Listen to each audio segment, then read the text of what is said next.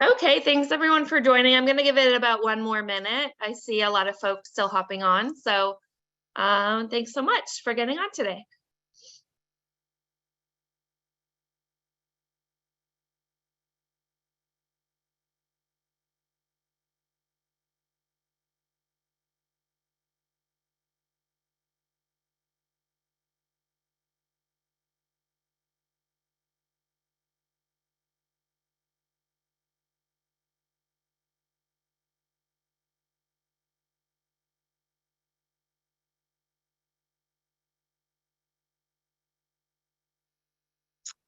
Okay, thank you everybody for joining today's webinar. Welcome to Sustaining Aspects of Emergency Rental Assistance. I'm Tori Beret. I'm a senior race coordinator at the National Low Income Housing Coalition, and I'm really excited to have you all on today. So first, we're going to I'm just going to give a brief overview of the RACE project and the work we've been doing around rental assistance. And then I'm going to kick it over to Sophie Seebach-Glover and Rebecca Yeh. Sophie's at NLIC and Rebecca's at the University of Pennsylvania with the Housing Initiative at Penn. They will be talking about their report that just came out where they interviewed emergency rental assistance administrators and sharing information from that report. Then we're going to hear from folks in Minnesota, specifically Margaret Kaplan from the Housing Justice Center and Nalima Satati Minen from ACER, who will be talking about their effort to get $115 million for the Family Homeless Prevention and Assistance Program. Then we'll be hearing from Amy at the King County Bar Association in King County, Washington, who will talk about their court-based rental assistance and eviction prevention program. And then lastly, we'll hear from Gail Schwartz and Christina Michael at the Housing Alliance of Pennsylvania, who will talk about court mediation programs in the state of Pennsylvania. And then we'll have Q&A with the remaining time. So thank you so much for joining us. With that, I'm just going to do a brief overview of the RACE project. So a RACE was created to ensure that the $46.6 billion in emergency rental assistance enacted by Congress actually reached the lowest income folks. We had two cohorts. We had our first one that was focused on really ensuring that these programs were accessible, visible, and preventative. And we funded 38 cohort members. Our second cohort was really focused on getting tenant protections passed, as well as sustaining aspects of emergency rental assistance. And actually the folks on today's call are all members of our second cohort, our 22 to 2023 cohort. We have 17 members working on continuing aspects of emergency rental assistance. And actually we've had 15 bills or amendments that have been introduced into legislators across the country, and 8 of those have passed. So that's really exciting. And mostly those are funding existing or new emergency rental assistance programs. And you'll hear from one of those from the folks that have worked on getting that money passed later today. And then before I turn it over to our presenters, I just want to plug a few upcoming reports. So we have one on tenant experiences with emergency rental assistance, and that's coming out our first week of September. And we'll be hosting a webinar on it on September 13th, and that will focus on the research we did with Housing Initiatives at Penn, as well as the Reinvestment Fund, evaluating how tenants and landlords experience emergency rental assistance programs, and then measurable tenant outcomes that came from the programs. And then we also have a tenant supplemental document coming out to our blueprint that was released last year. So this supplemental document is really highlighting tenant stories that support our work in sustaining emergency rental assistance and in our recommendations highlighted in the blueprint. So that is all for me. I'm going to turn it over now to Sophie and Rebecca, who will talk about their recent research. So thanks so much.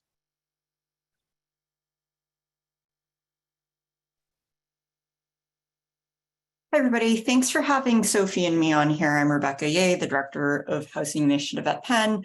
We are a research center based out of the University of Pennsylvania, and we conduct policy-based housing research, and we frequently work with states and cities to evaluate housing policies and programs and provide meaningful feedback on how to improve those policies and programs. Today, I am here to talk about our most recent joint report on continuing emergency rental assistance with talk a little bit more about how jurisdictions are building on Treasury's ERA program. You all are probably familiar with the Treasury Emergency Rental Assistance Program, but just a few things that we wanted to highlight for you for context. The Treasury ERA program included $46.55 billion for assistance, housing navigation services, and administrative costs. And as you all know, this was a truly unparalleled amount of funding. So for reference, the Housing Choice Voucher program was budgeted for around half that in fiscal year 2020. And as you all know, these funds have been dwindling. Nearly 80% of ERA funds have already been expended, even though this program technically expires at the end of 2025. Nearly $5.7 billion of the ERA funds could be used for administrative costs, including staffing, technology, and other infrastructure needs to run the program. Again, because of the unparalleled amount of funding for the program overall, this huge influx of funding for investing in housing program infrastructure was also really notable and could really bolster expertise and resources within housing departments, which could help housing departments in the longer term. And finally, the end of the ERA program coincides with the end of other pandemic era benefits, resulting in a cumulative loss of safety net programs for the lowest income households when perhaps economic recovery has not been fully equal and rents increase across the country and leaving households still struggling with rent. So that really, next slide, please. That really leaves three questions which were of interest for us. One, what resources will remain for households in need of emergency assistance? And how were such decisions to continue assistance made?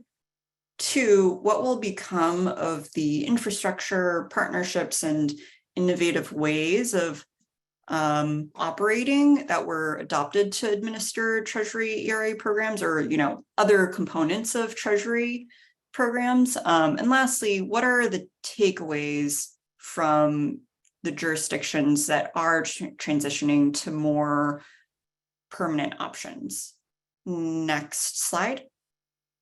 To answer these questions, NLIHC designed and administered a survey to gain a broad understanding of how program administrators were planning for the end of Treasury's ERA program.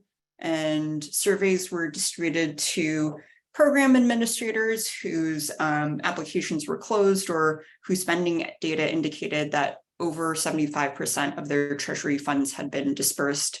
The coalition collected responses in July of 2022, September 2022, and May 2023. And across these three time periods, 118 out of the 221 program administrators invited to participate in the survey responded, which makes for a response rate of about 53%. We also conducted 10 interviews. We conducted interviews with 10 state and local jurisdictions.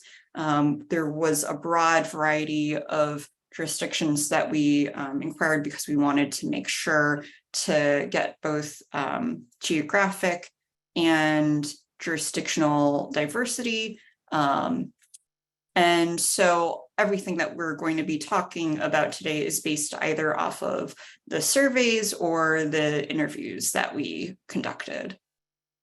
Next slide, please. Almost half of survey jurisdictions are continuing or planning to continue emergency financial assistance beyond the depletion of Treasury ERA funds. While all 10 of the interviewed program administrators felt that there was definitely an ongoing need for emergency rental assistance, only 7 of those 10 jurisdictions were continuing to provide assistance. We're first going to actually explore why some jurisdictions are not planning to continue assistance. So that 30% in this chart here. Next slide, please. Survey respondents overwhelmingly cited lack of funding and lack of staff capacity. Other reasons that were cited included emergency rental assistance being provided elsewhere, either through, for example, the state or a local nonprofit. And some jurisdictions also cited a lack of technological infrastructure. As one administrator said, we don't have a really good delivery of those emergency rental assistance services in the city, only because we don't have a good source of funding for it.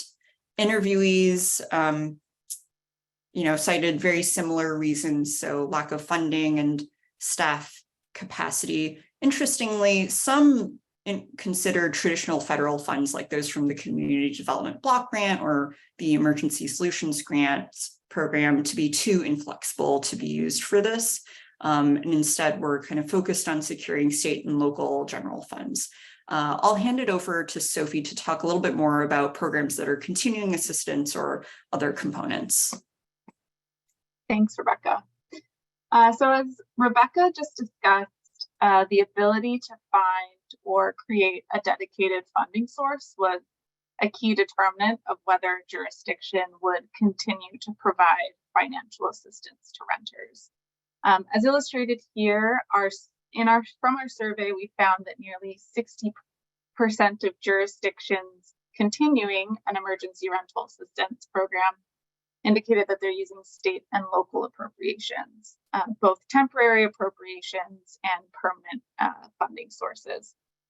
46% of jurisdictions are using temporary federal funds. So these are funding sources such as the state and local fiscal recovery funds. And 27% of jurisdictions are using traditional federal funds, such as those from the Community Development Block Grant Program.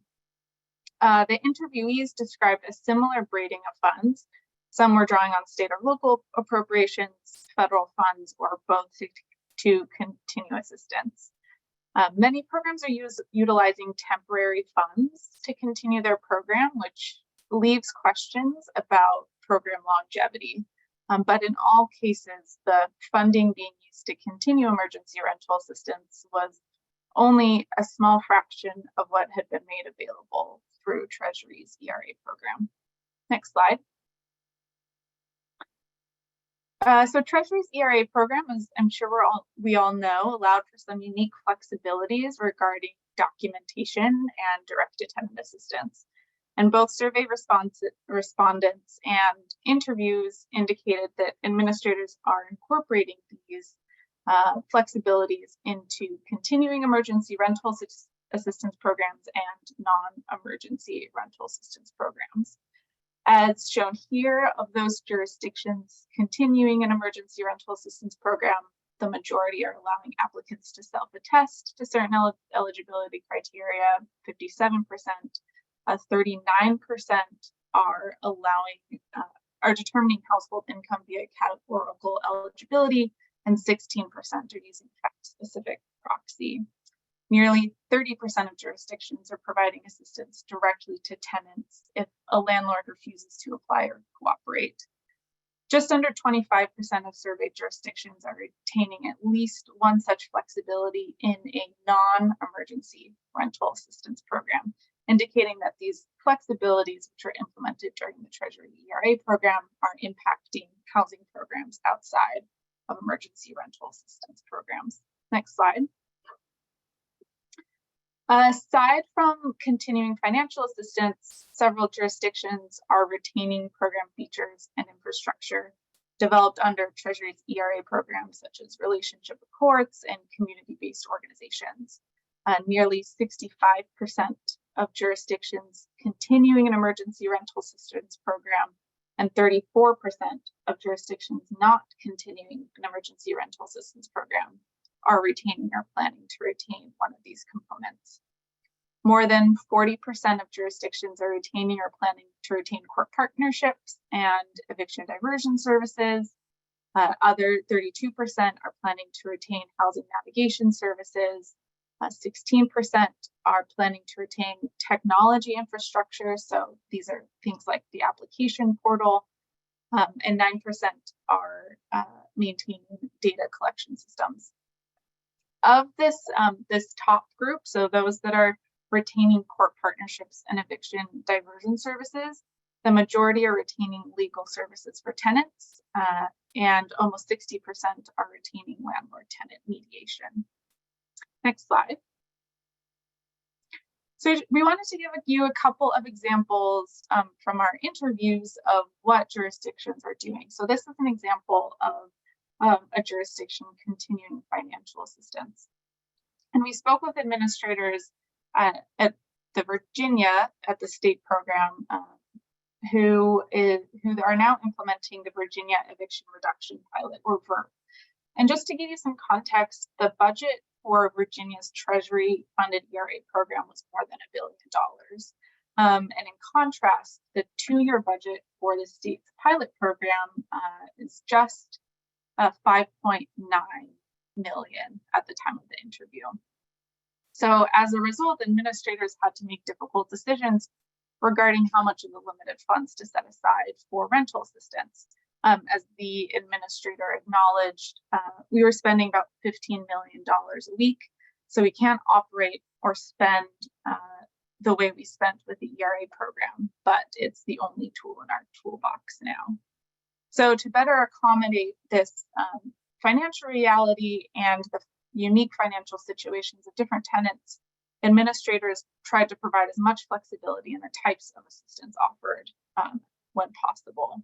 So, for example, administrators found that some tenants facing housing instability did not have rental arrears because they had chosen to pay their rent instead of paying for a medical expense or a much needed car repair. So they decided that VERP funds could be deployed in perhaps more nimble ways to assist people before they experienced housing instability by paying for these other non-housing necessities. Currently, VERP provides up to 6 months of rent and utility assistance, which again is a significant decrease from what was allowed under the Treasury ERA program. Next slide. What the interviews also revealed is that even programs that no longer have dedicated funds for emergency rental assistance are hoping to maintain their relationships with courts and eviction diversion services. So, for example, the city of Chicago set aside $8 million of the city's Treasury ERA funds to support a right to counsel program, knowing that it would be difficult to secure funds outside of Treasury's ERA program. And also recognizing that it takes a while for legal aid organizations to ramp up capacity to really take on a right to counsel program. So administrators in Chicago plan to use the additional time allowed under ERA 2 to help legal aid organizations ramp up their capacity and to conduct a formal evaluation of the program, and hope that it will continue to provide further evidence of the need for continued and additional funding. Administrators in Kentucky felt at the state level felt committed to maintaining relationships with the courts. Under Treasury's ERA program, the state was able to build strong and productive relationships with the courts, resulting in what they described as small but invaluable changes to the eviction process. So the state administrator felt it was important to continue these relationships and partnerships in part because they wanted to align the services between the major cities and the others, smaller jurisdictions throughout the state. Next slide. So I know we don't have time for questions at this time, but if we would love to hear in the chat if what's happening in your jurisdiction, if any of these findings resonate with you, and I will be sure to drop a link to the full report in the chat.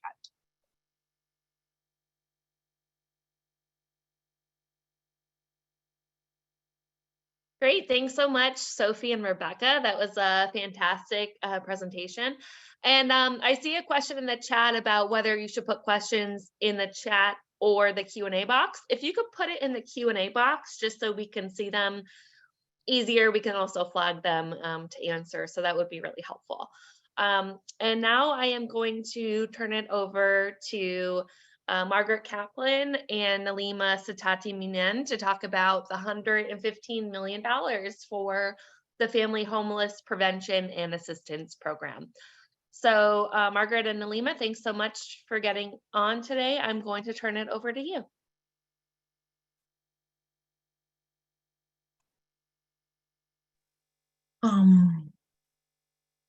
Okay, can you guys hear me? Yes. Okay, Yes, wonderful. we can hear you. Yep, you're good. Okay, well, thank you so much for everything. So just a few logistics, I think. Is someone going to be running the screen for me? Because I don't think I have control of it. Yes, you just say next slide and we can move your slides along. Okay, so thank you everyone for the opportunity to share. My name is Nalima Sitati-Minen, and my colleague and I, Margaret Kaplan, will be introducing herself from the African Career Education and Resources, Inc., and we're part of Erase Minnesota, which is, we have three convening organizations: the African Career Education and Resources, Inc., Minnesota Housing Partnership, and Housing Justice Coalition. And Margaret, do you want to introduce yourself right now before we start? Sure, yeah. Hi, everyone. Thanks for having me here. My name is Margaret Kaplan, and I am the president of the Housing Justice Center. We've been co-convening the Minnesota Erase campaign along with ACER and MHP for the last 2 years, but it is also a coalition of many different organizations as well, too. So we have been sort of helping to steer the ship. But there have been a lot of people on board that have made this work possible. And I'll turn it back over to Nalima to talk a little bit about the work. Right, so we'll just give you a brief summary of the work that we have done and condense it within the allotted 10 minutes and try to leave a little bit of time for some Q&A if there are any questions.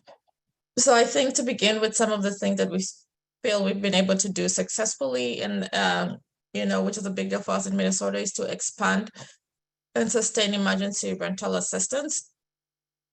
And so in short, we successfully advocated, to have an additional $115 million in ongoing emergency rental assistance. And a big part of that work was picking up a bill from last session. I know there's been a lot of conversation around the country about the great Minnesota trifecta, but I think one of the things, and we'll talk a little bit about it towards the end of presentation, is I think there's a lot of money floating around and there's a lot of other things to take care of, and we were just not hearing about, emergency rental assistance. And so one of the things we did at the very beginning of the session which frankly was a heavy lift, and as Margaret said, it's been, even though we are the three conveners, it took a lot of work and effort in talking to especially the tenants who were impacted and other organizations to really pick up a bill that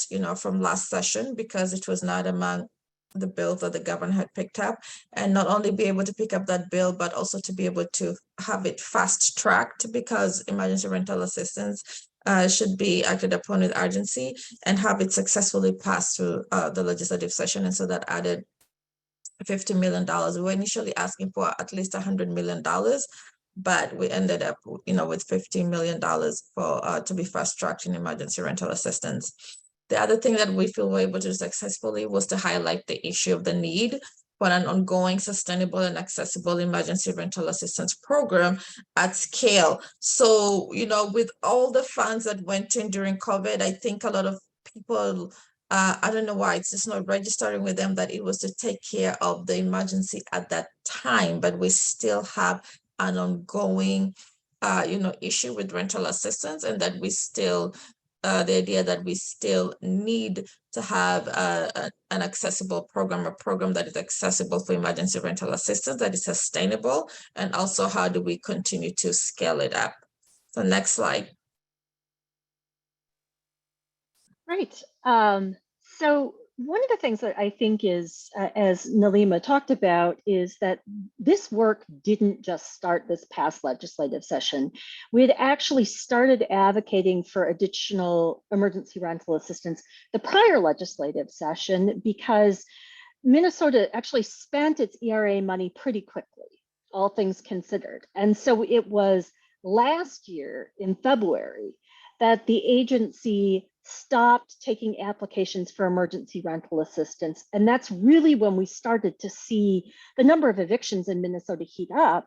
And at the same time, there was nothing available to people who were trying to access resources to avoid an eviction. And we had at that time been advocating pretty aggressively for additional assistance. And one of the things I think is important context in Minnesota is we had a substantial budget surplus. So it was not a situation where the money didn't exist. And that also emergency rental assistance and the advocacy for this in the broader context were really about advocating for other kinds of housing stability supports, including advocacy that was happening for permanent rental assistance for people who needed it. But there was always going to be this space and this need for people who something in their life happened and they needed to quickly access resources in order to avoid displacement, eviction, or even having an eviction filed against them and following them around on their rental record. Well, last year during the legislative session, everything kind of stalled out. It wasn't that people didn't recognize that this was important. It's that the legislature just kind of, it was a divided legislature, and it really failed to pass any substantial budget items. And it didn't need to that year because it wasn't a budget year. So it would have been part of a supplemental budget. But it allowed us to start to build momentum and get our feet under us in terms of this advocacy. And we never stopped advocating. So during the session, after the session, and leading into this session, people were meeting with policymakers. They were highlighting issues related to the need for emergency rental assistance in the media. People had written some opinion pieces about the need for emergency rental assistance. And there were a number of community convenings trying to highlight this issue to make sure that it didn't get lost. Because it's very easy for people to say, that was a problem, it got solved, and now it's gone away. Finally, one really important and very specific issue that we needed to address on the path to this is finding a vehicle for emergency rental assistance to get to people. When Minnesota created the Rent Help MN system, which was how they deployed the emergency rental assistance funding from the federal government, they created essentially a temporary system to deploy those funds using primarily contractors in order to get the money out there. It wasn't the creation of a permanent infrastructure. And so we needed to figure out, how did we get the money out the door? What existed out there? And Minnesota Housing was very clear that they didn't want to create a new program and new infrastructure to get the money out the door. They really wanted to figure out, is there a way we could utilize existing infrastructure and existing programs to deploy the resources? And well, you know, I think there was a lot of back and forth in terms of how this should happen. The program that they finally got comfortable with for deploying the resources was a program that's been around for a long time, the Family Homeless Prevention Program, or FHPAP. Now, for context, FHPAP has always been a very small program. So traditionally, it's gotten around $20 million. And so this would constitute a substantial increase in the size of that program, which created its own logistics issues and challenges. Next slide, please.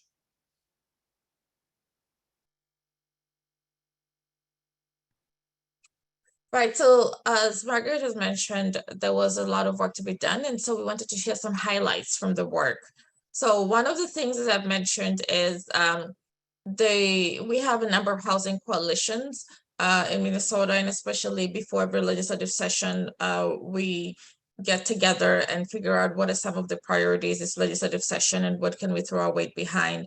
But as I mentioned earlier, I think one of the things we were really surprised as the governor was releasing the administration was releasing their priorities, their legislative priorities, we did not see emergency rental assistance being one of those bills. And so we had to do a lot of work to reach out to our allies and, pivoting the work of the coalition to really say that we really needed to focus on not only picking up the bill from the previous session, but also making sure that it was one of the fast track bills that, so that it could go through the legislative process quickly, and so that the agency could begin, working on how to disperse this emergency rental assistance. The other thing that we realized, of course, having a trifecta and having had a lot, in Minnesota, we had a long list of pending things, and there were many other important campaigns that were very important to the community. For example, driver's license, which was licenses, which was like a 20-year campaign that was really important. And so there were very many competing priorities in the midst of a trifecta when people feel like, this is our opportunity and we don't know when we'll get this opportunity again. And so we had to work hard to really keep the emergency rental assistance conversation alive within both legislators. And one of the strategies that we used is to really work with our local county governments to really get their support, because the county is really the social service. They're really the ones who provide the social safety net, and really, pushing them and pushing the county commissioners to say, look, you are the ones who are carrying this burden, and so you really need to help us to drum up this support and to really make a lot of noise around this, so that emergency rental assistance can be made a priority, so that you can be able to support folks in your county. The other thing was, of course, as always, including impacted folks in the conversation. Unfortunately, we did not take lightly the lived experiences of community members who are still struggling and who still need emergency rental assistance, and not just emergency rental assistance, but need a more sustainable solution, for their housing issues. And then finally, we wanted to take advantage, of the trifecta. And so we were able to talk to our legislators who were supportive of this and say, this is the moment, to do this. We're going to do a big thing. This is the right time to do it. Next slide. So some of the challenges that we had along the way in doing this work, and I mentioned this earlier, is, one of the things that I think we had to overcome is this perception that the problem had already been solved, that there was a ton of federal money, it got out the door, COVID was over, we didn't need to do anything else anymore.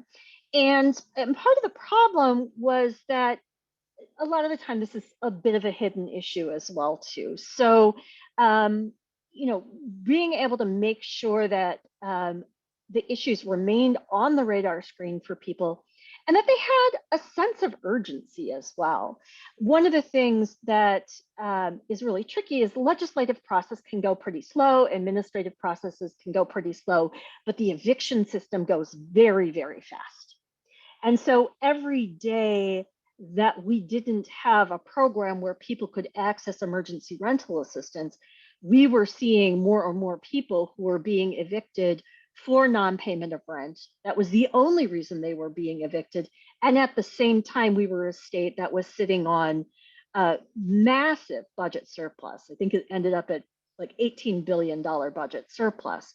However, even though this was affecting people in real time, day to day, it was very difficult for people to move quickly on issues. As context, even our fast track still took months, right? We wanted something to happen, well, last year, then we wanted something to happen in February, and we were finally able to get it to move in April. So it was fast, but it didn't always feel fast enough. And part of it was that lack of a sense of urgency sometimes. We were also encountering a lot of negative narratives about renters. There was kind of this persistent narrative that the reason people weren't paying their rent was because they didn't want to, rather than because they couldn't pay their rent. And so we really needed to work really hard to overcome that as well too. And I think that was one of the things that was a really important value of people, individuals talking to elected officials and talking to the media about their personal experience as well, was really to kind of humanize it and for people to understand that most of the folks who got behind on their rent, who had rental arrears, were great renters. They just didn't have the money that they needed at this particular point in time. We Hey, also had some, Margaret, yeah. I'm sorry. I hate to cut you off. I just want to make sure we have time for everybody. So if you could maybe just wrap up in the next minute, and then we can move on to the next folks. I'm so sorry. I just want to make sure we all are fabulous presenters today. No, that's okay. Just real quickly, we also had to overcome negative perceptions about the effectiveness of the Rent Help MN program. That was a big challenge. And also, as people had alluded to, capacity challenges for Minnesota Housing and the service providers. Next and last slide.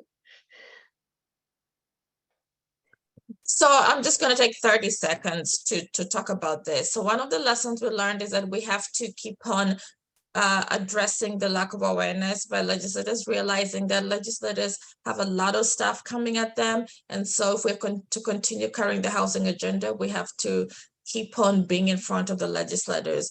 The other thing we realize is that the housing issue, even though it is huge in Minnesota, there's a lot of conversation around production of affordable housing, which we think is great, but we realize how very invisible tenants are, especially, low wealth renters and, renters of color.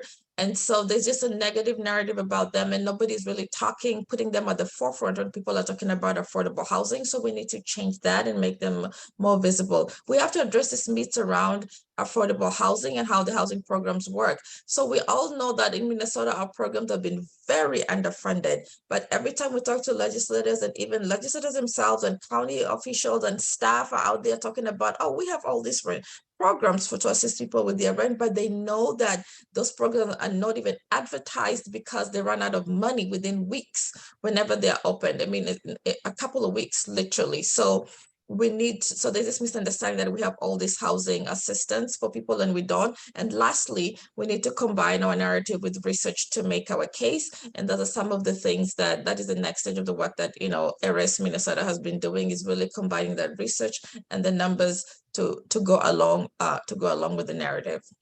And I think that concludes our presentation. Thank you for your time. That's fantastic. Thank you. And I'm sorry again to make you go a little bit faster. Thank you so much for your wonderful presentation though. And it was helpful. I really like the fact that you addressed some of these concerns around short-term versus long-term assistance. And I think that's an important conversation and main point that keeps coming up, at least for a lot of our advocate cohort members.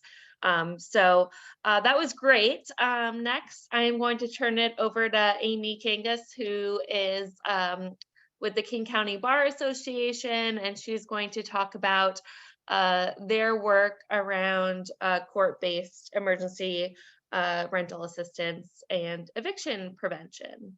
So Amy, I'm going to turn it over to you. Great. Thank you, Tori. And hi, everyone. My name is Amy Kangas. I am a social worker at the Housing Justice Project with the King County Bar Association. Next slide, please. Great. Thank you. So just a brief overview of the Housing Justice Project, or HJP as we call ourselves. We are a legal aid organization serving low-income tenants facing eviction in King County, Washington, which is the greater Seattle area. We have kind of three main focus areas: legal services, rental assistance, and tenant protection. So today I'm going to be focusing on the rental assistance part of that, but really all three components kind of combine, as you will see in the presentation. We have about 40 full-time staff, most of which are attorneys providing that direct legal service to tenants. The remaining staff are, like myself, kind of various support staff that coordinate our clinics, our legal assistants, and working on our rental assistance programs. Next slide. Great, thank you. So in order to talk about kind of our ERA programs and what that's been looking like, I'm first going to take a little bit of a step back before the pandemic and talk about some things that helped lay the foundation for the rental assistance and advocacy work that we've done since the start of the pandemic.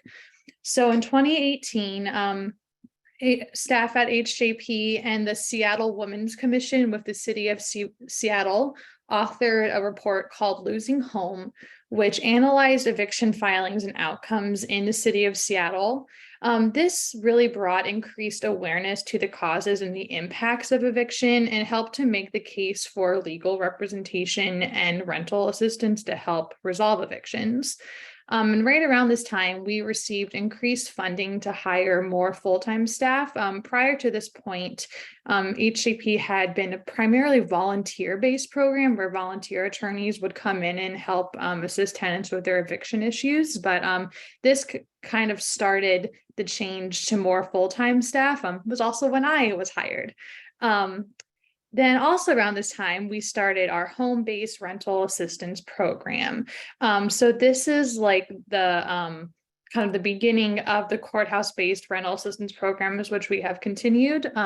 This was a partnership with United Way of King County and the Mariners, our baseball team, as well as two local nonprofits. So the Mariners graciously donated $3 million to go towards those rental assistance programs so we could work with tenants who were in immediate eviction proceedings and help to resolve their eviction case with rental assistance.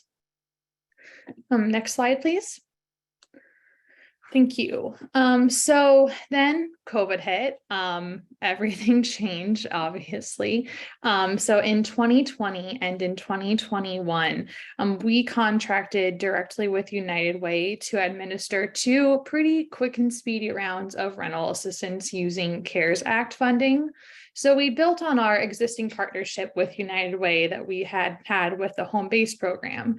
And since this was during the eviction moratorium, we were operating this time more of a traditional rental assistance program in the sense that we would serve tenants who are just generally behind on rent rather than those who were in those immediate active eviction proceedings, since with the moratorium, there weren't as many active eviction proceedings going on.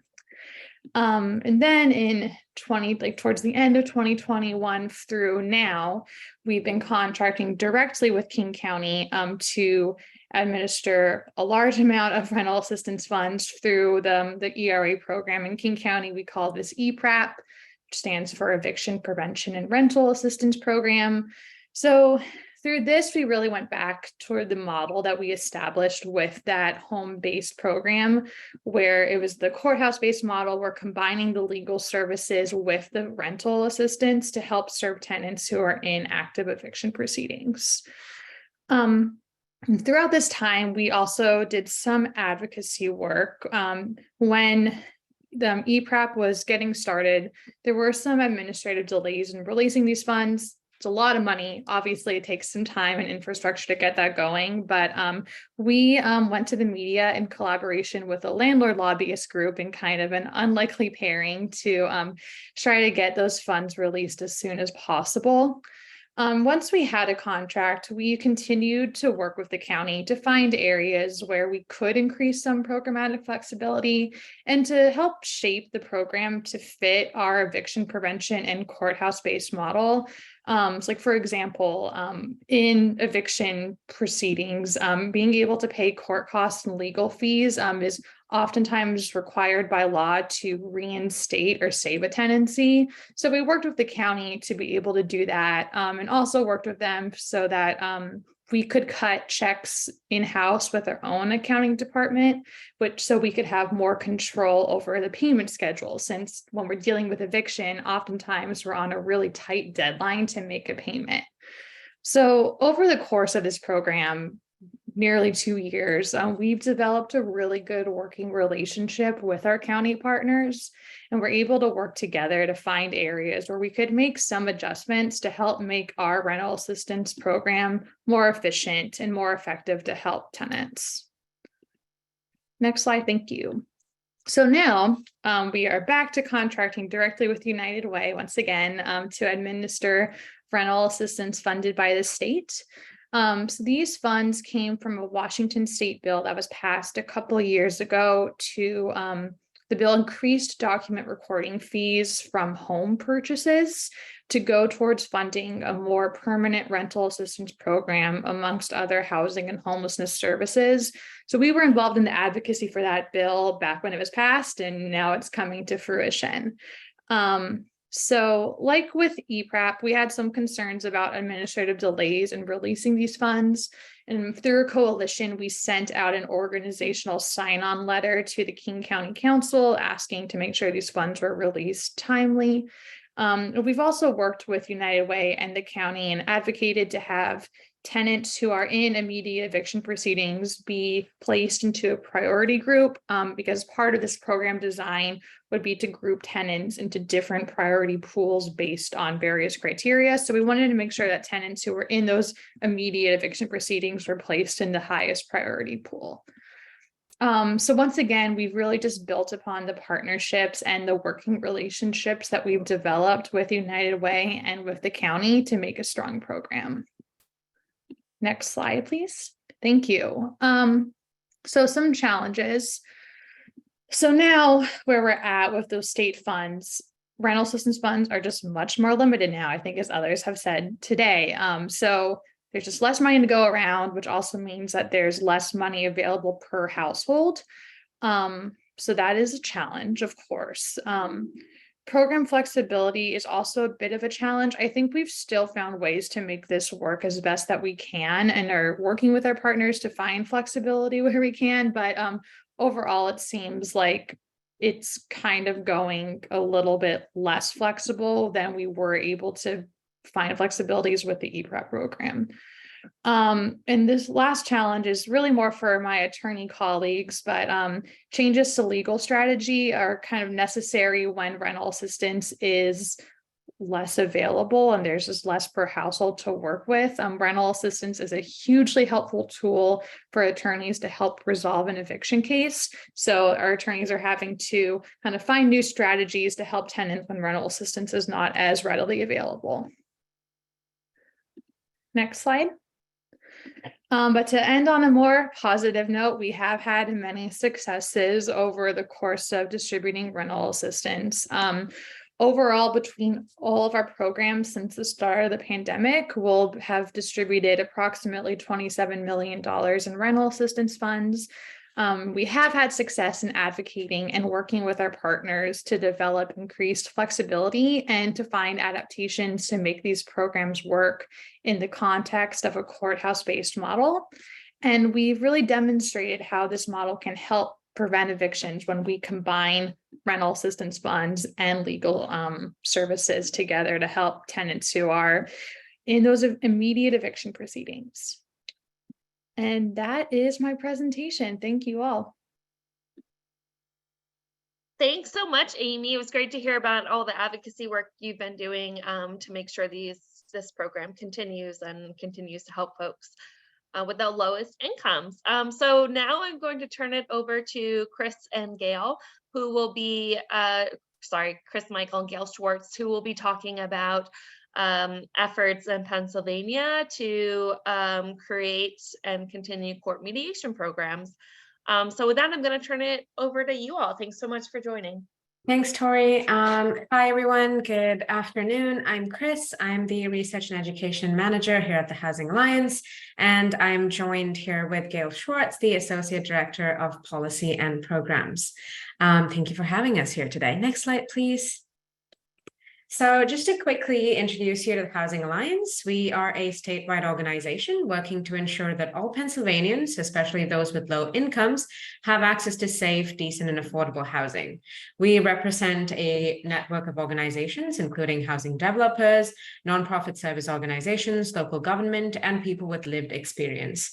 So how do we achieve this mission? We do advocacy and lobbying, which includes promoting policies, legislations, programs, and we also meet with legislators to advance critical legislation. We're involved in education. We organize the annual conference, webinars, and elevate new resources and promote promising practices. We also support local practitioners. We coordinate peer-to-peer learning and lend capacity and credibility to promote programs and policy solutions. We also help with technical assistance. We assist with local information sharing, capacity building, and staff training. With that, I want to hand it over to Gail to talk us through the ERASE project. Next slide, please.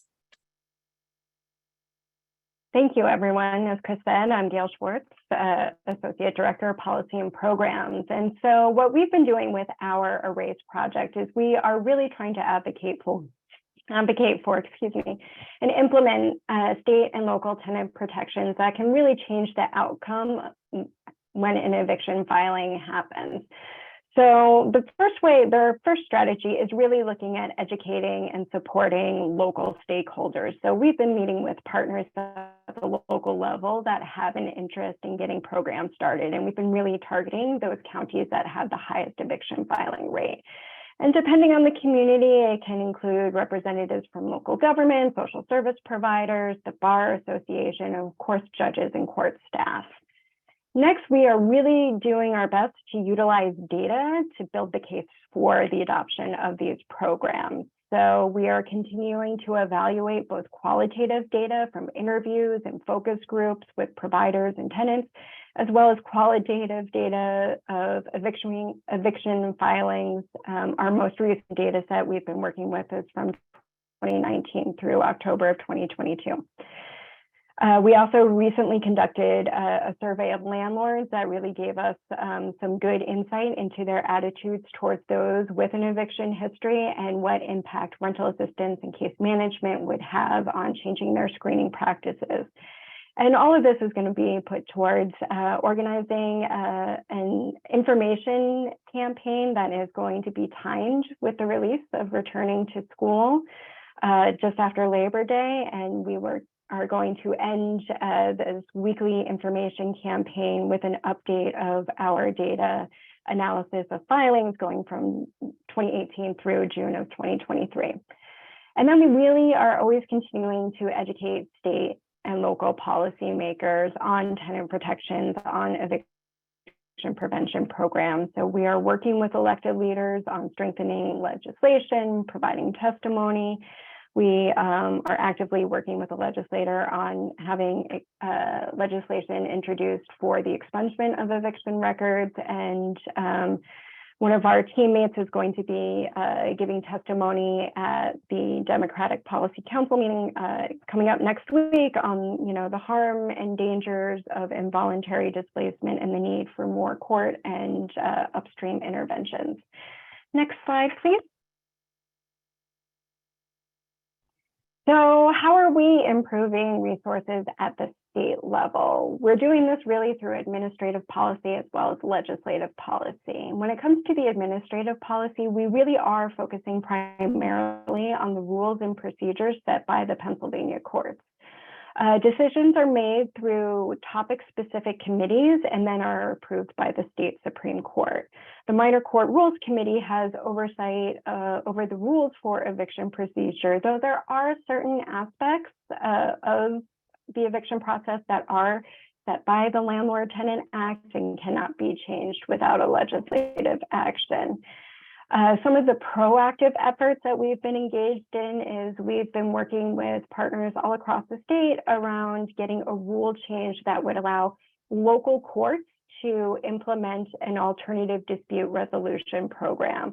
And so currently, only the state Supreme Court has authority to approve a local pilot. This rule change would give that authority to the president judges at the county level to establish a program if they so choose.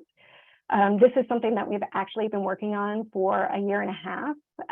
It was in early 2022 that we had engaged the Rules Committee to ask them to contemplate a rule change, and just last month they issued the rule change for comment. And so that is an important piece of information, because if we wanted to start a pilot, it's the exact same process. So and again, we still don't know once they get the public comment. If we could get this rule change, it would reduce a significant administrative burden in implementation.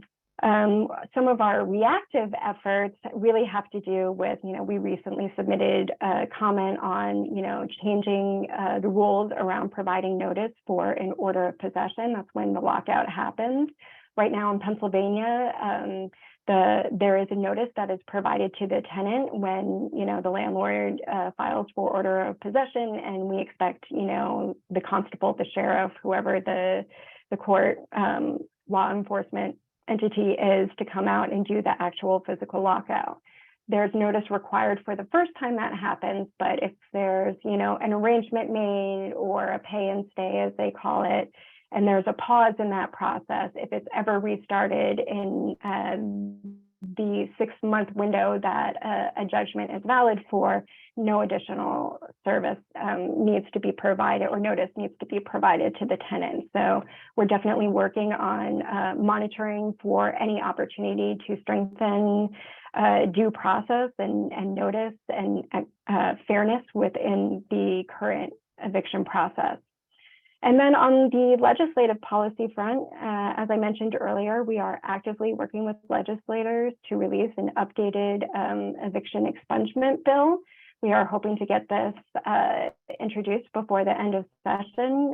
This is not the first time the bill has been introduced by any means, but we are currently working to strengthen language, and hopes that we can get it a little bit further than we did last time. Next slide, please. And what are we doing to improve resources at the local level? So again, this is really about supporting development of local programs and strategies. So in Monroe County, we have been meeting with local partners and have been able to get a small mediation pilot going in a court that has some of the highest rates of eviction filings going through it. So basically, there's one mediator in the county, and on Fridays she goes and she hangs out at the court. And as all of the cases are heard on that day, the judge, very strongly encourages, hey, it sounds like you guys haven't been communicating well. Do you want to take some time and go and meet with the mediator, and we can come back and see if there's a compromise that can be made? And so that's been going on. About 60% of the mediations that take place result in an agreement. And in those cases where there is not an agreement, the mediator is able to connect the tenant to social services supports. Starting next month, there is going to be pro bono attorneys also joining the mediator at the court to provide legal advice, legal counsel, review mediation agreements, just to make sure people aren't signing away their rights, and if absolutely necessary, represent the tenant. We also know of a pilot happening in Lackawanna County, again around mediation. This is with public housing residents. They are having mediations take place at the Court of Common Pleas with pro bono attorneys on site to support the public housing residents.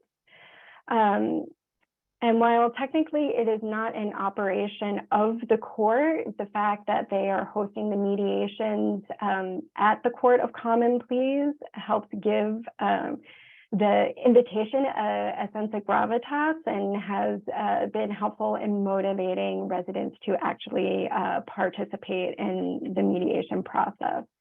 We have a couple of places that are getting close to getting something going. We've been working with social service partners, local government, and the Bar Association in York County to see if we can't get a pilot going there. Looking at, one of our social service partners has been providing landlord-tenant mediation, so getting that a little bit closer into the courts. And then in Cumberland County, we had a pilot that was very, very close to getting started, and then the program lost its host. So we have been helping to shop the program around to be merged with another social service partner or mediation agency partner. So we are hoping that that's going to finally go live before the end of the year. Next slide, please. Right. So what are we doing on the quantitative front? Like, how are we using this data to support the efforts that Gil's been talking about? So we're using AOPC data at both the state and the county level to understand the trends in eviction filings and in filing rates in rent households in Pennsylvania. We're also looking at the effects that the eviction moratorium, both the CDC and the PA moratorium, had on eviction filings. Some of the data that we take a closer look at includes disposition statuses, which is whether a judgment was passed in favor of a landlord or a tenant, or whether the case was withdrawn or settled. We also look at orders of possession, claim amounts, whether a tenant was represented by a lawyer in court, and how these factors affect the disposition or the judgment that was made. To add more nuance to the quantitative data, we're also joining this AOPC court data to the latest census data to analyze the rates of eviction filings in historically underrepresented areas, like areas with a high population of renters of color, single mothers, and rent-burdened neighborhoods. We're also putting out county fact sheets that are essentially a more geographically detailed version of the statewide data. The county fact sheets are often at a zip code level. And in addition to the points that I mentioned, like the renters of color, single mothers, these county fact sheets also include filings by magisterial district courts and judges. Like Gail mentioned previously, we will be updating the statewide report with the most recent data, and that is going to be coming out at the end of our information campaign, which starts in the beginning of September. Yes, next slide, please. Thank you. That is it from us. We'll be open to questions. Also, here's our contact information. Fantastic. Thank you so much, Gail and Chris. That was great. I loved hearing about the different administrative and legislative strategies you're all undertaking to prevent evictions and make sure people can be stably housed. And I love the data. The colors used are really pretty, I will say. So I would love it if folks, our presenters can come on video. I want to, we have a lot of excellent questions in the chat. So I'm hoping folks can help answer them. So the one we have for all of you all, or whoever wants to answer, is what's the role of local governments in continuing this work, given that much of the funding streams come from state or federal sources? And I think in this work, it means any continuation of emergency rental assistance aspects.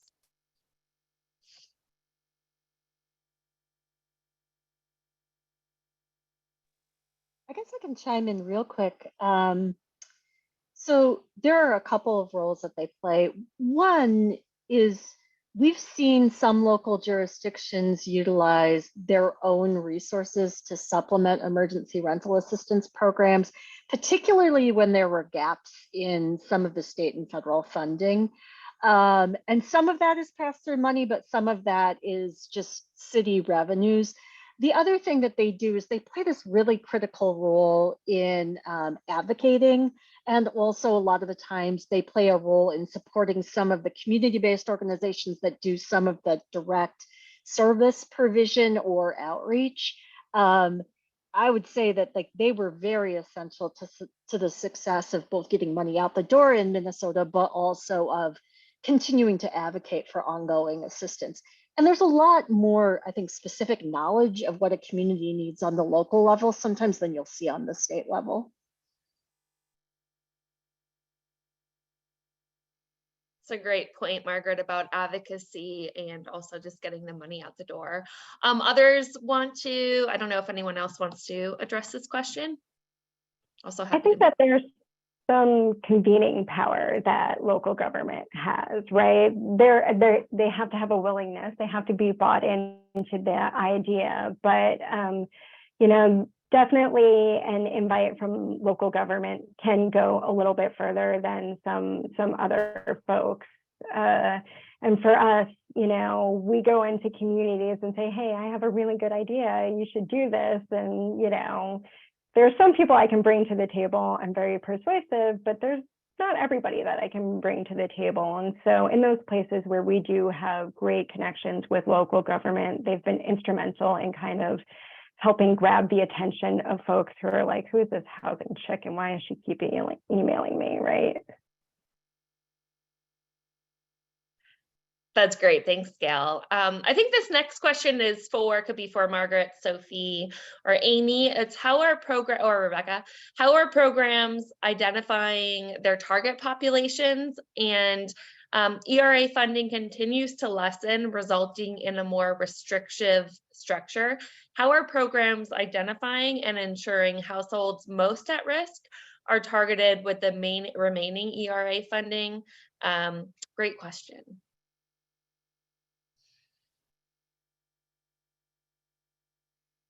I can jump in and just talk a little bit about what we saw through our survey.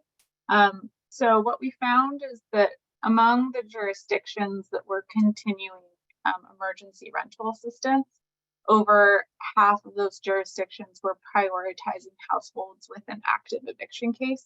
And so I think some jurisdictions, I think it's a really tricky question that some of our interviewees were still sort of grappling with.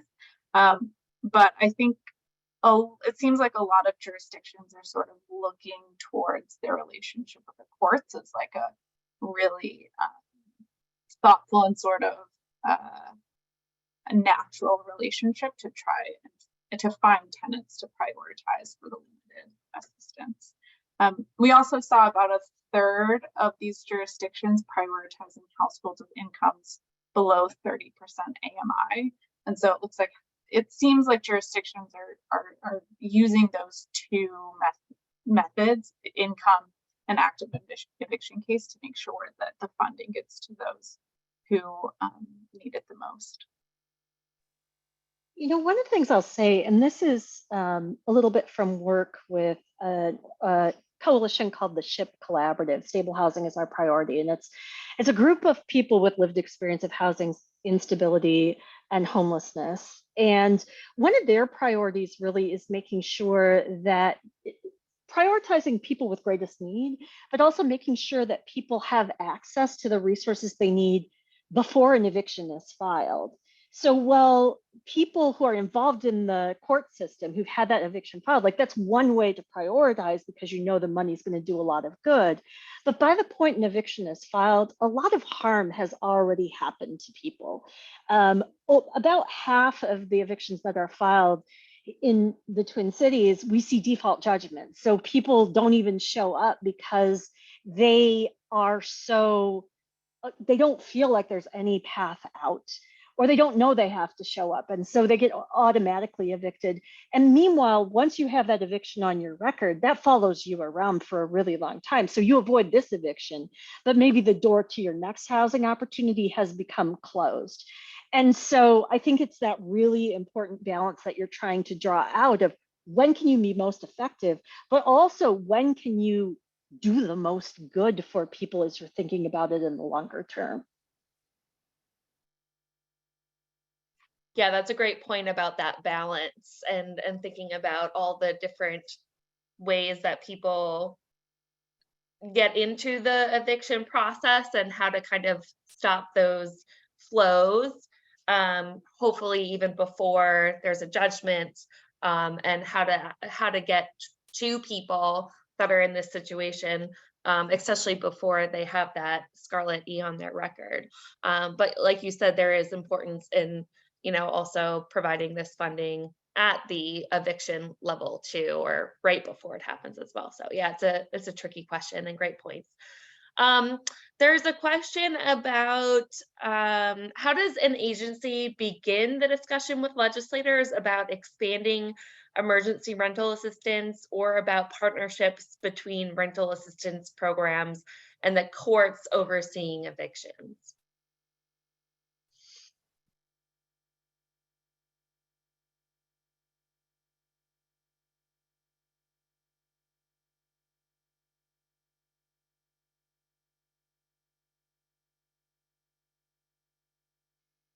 Amy, did you maybe, oh, sorry, Gail, go ahead. Yeah, I don't think that there's like one answer to this question. It really does vary from community to community. In Pennsylvania, all of our judges are elected. We have numerous, especially in our more populated counties, numerous magisterial district judges. So it really is one kind of conversation at a time. It definitely helps to have somebody, it really is relationships, or at least that's what we're discovering in Pennsylvania, that if you know somebody who knows a magisterial district judge, or has, some connection with the legal community that can help you kind of navigate it, because it's, in Pennsylvania, we have the Sunshine Act, right? All of our government meetings, like, they have to be open, public, transparent, notes, all of that. None of that applies to the courts at all. So you really do have to be very careful in how you navigate, and finding somebody who has relationships is definitely very, very helpful. But one thing we've also found to be very, very helpful is the data analysis that Chris has been doing by the court level. Judges know what's happening in their court. They know if evictions are going up. They know if there's a surge or something's happening. They already know, but they don't know what's going on in their neighbor's court. So when you show them a map and they see their court is highlighted gold because they're bearing 15% of all the eviction filings, when 5 other judges are only bearing 5% or less, it really can shift the conversation to say, you're being burdened by this crisis. So let's have a conversation about how we can help you carry that burden. That's a great point, Gail, about framing the messaging and doing it in a way that, puts the, kind of highlights it as, oh, let's see how we can support you all. So that's a great point. Let's see, there's one last question that I'll throw out to the group. So how are advocates continuing to balance the need for more ongoing rental assistance that helps fill the gap between income and rents versus shorter term emergency assistance that prevents evictions? Well, I'll just say, in Minnesota, and part of this was because we had such a significant budget surplus, but part of it also was because long-term intensive advocacy, the state dedicated over $1 billion to affordable housing issues. And that included significant investment in permanent rental assistance programs through 2 vehicles. One was about $50 million in ongoing funding for emergency rental assistance. And then the second was the dedication of basically a 1/4-cent sales tax in the Twin Cities metropolitan area to affordable housing, and a quarter of that is going to permanent rental assistance. Because the reality is, we've got a massive affordability problem, and we absolutely desperately need to have permanent sources of income support for people to be able to afford housing. So that advocacy remains absolutely critical. And at the same time, it's also critical for people to have a place to turn when they need short-term funding, one-time funding, or something for a more limited duration, because life happens to people all the time, right? So it's the difference between, can I afford my housing in the long term, and what do I do if I have a really big medical bill, for example? So I think they're not inconsistent with each other. It gets a little confusing sometimes with policymakers because they like to conflate the two things. Don't let them do that. They're trying to serve very different purposes, and they are both desperately important. Yeah, that's such a great point. And we've been having this question come up a lot with our cohort members about how do you balance it, and both are needed, like you said. And it is important that legislators don't conflate the issue because both are very, very important. And we need both. So thank you all for hopping on this call today. It was great to hear from all of you, and you all have wonderful and interesting perspectives on this issue.